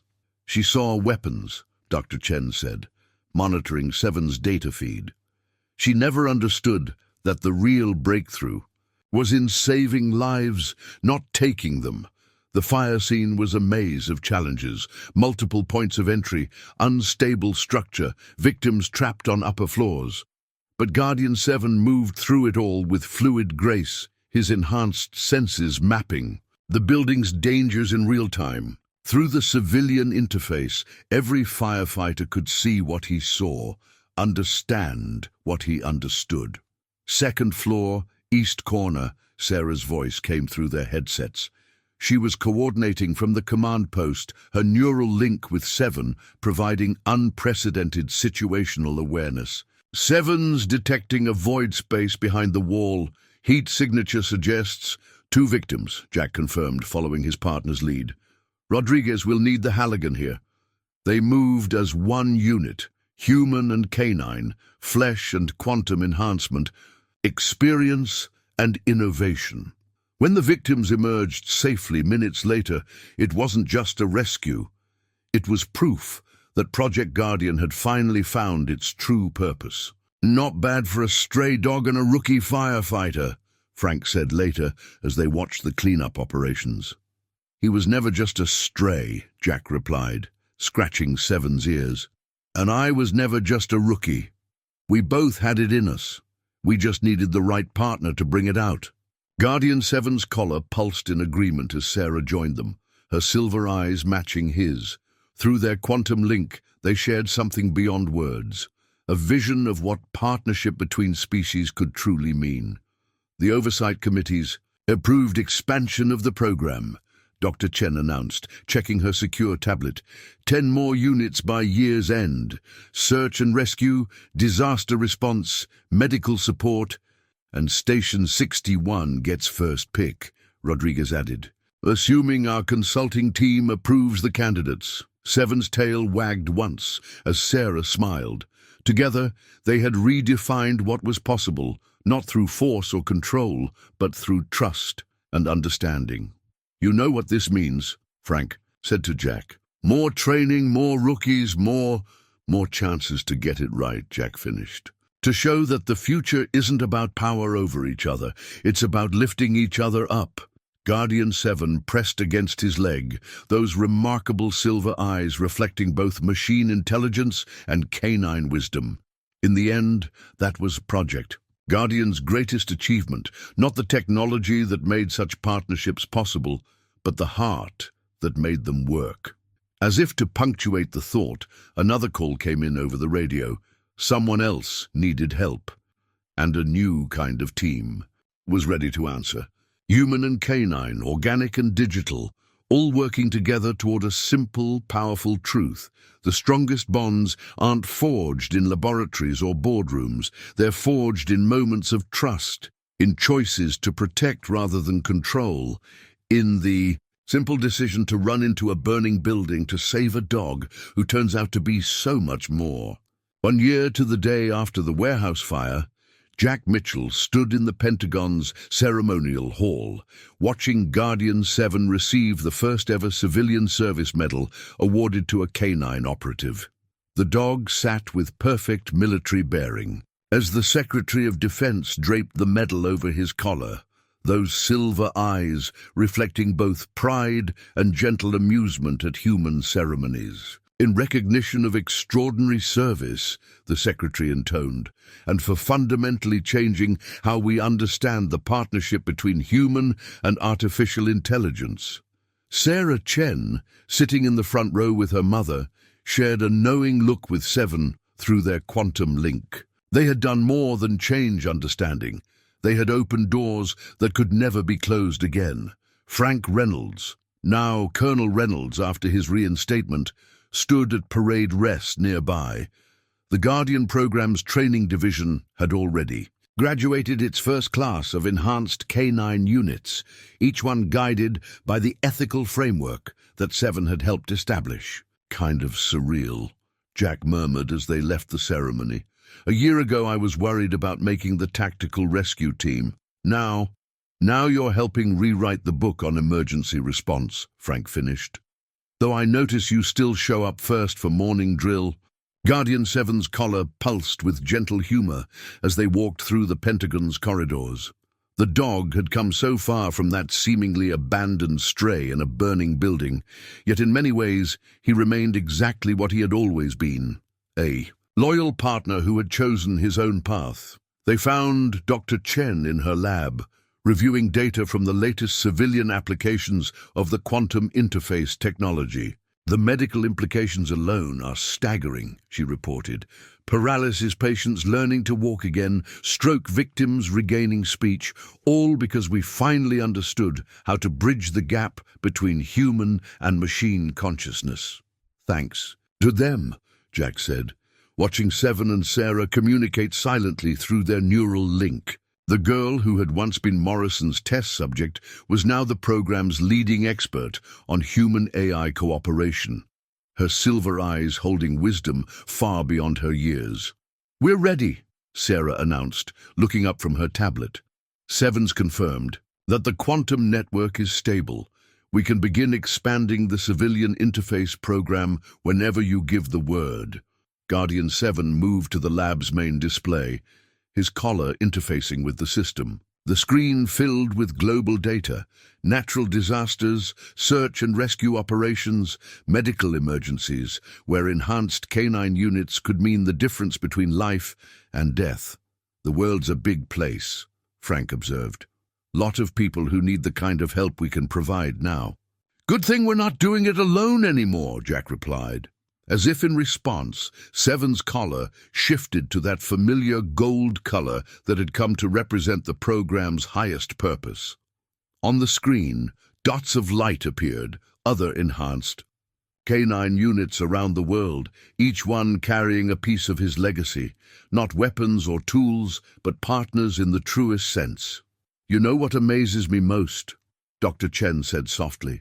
"Morrison thought she was creating the perfect asset. Instead, she helped create the perfect example of what's possible when we trust each other enough to evolve together." Sarah knelt beside Guardian 7, their silver eyes reflecting the same quantum-enhanced wisdom. That's what he was trying to tell us all along. Sometimes the biggest breakthroughs don't come from controlling something new. They come from letting it show us who we can be, Jack finished, resting his hand on Seven's head. The dog's tail thumped once against the floor, the simple gesture of a loyal friend that meant more than any medal or ceremony. In the end, that's what Project Guardian had really discovered. The future wouldn't be shaped by those who sought to control it, but by those who were brave enough to trust in something greater than themselves. Guardian 7 looked up at his chosen handler, those remarkable eyes holding both machine intelligence and K9 heart.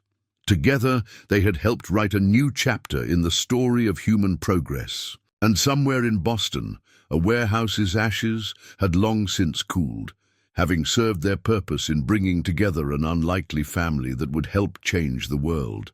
Not through force or fear, but through the simple, powerful choice to trust in each other's best nature. After all, as a wise fire captain once said, sometimes life takes you exactly where you need to go. You just have to be brave enough to follow.